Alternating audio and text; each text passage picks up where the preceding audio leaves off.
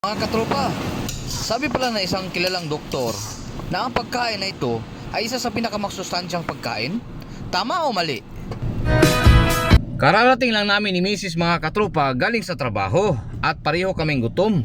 Kaya naisip ko na magluto na madali ang pagkain.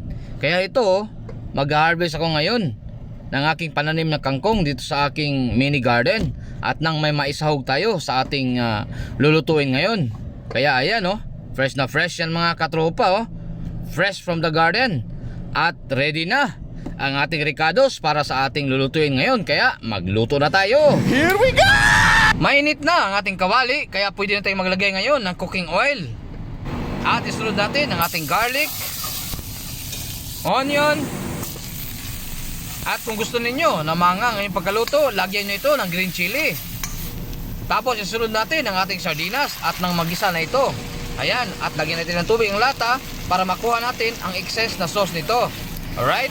Tapos lagyan natin ng kunting pampalasa at tubig para magkasabaw ng kunti ang ating pagkaluto ngayon. Tapos isunod natin ang ating kangkong. Alright? Ayan. Halo-haloin ng kunti at hintayin hanggang sa lumabas ang katas nito. Ayan Ayan, lumabas na siya mga katropa. Ganito rin ba kayo magluto ng inyong sardinas mga katropa? Ayan napakasustansya daw nito mga katropa, sabi ng isang doktor. Ito ang doktor na alam ko na kilala ninyo. Ayan ang sarap nito.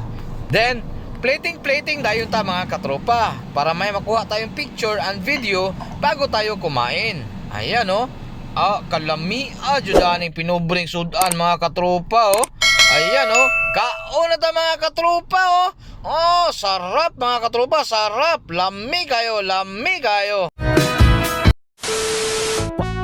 Basta lang Bizares Idol.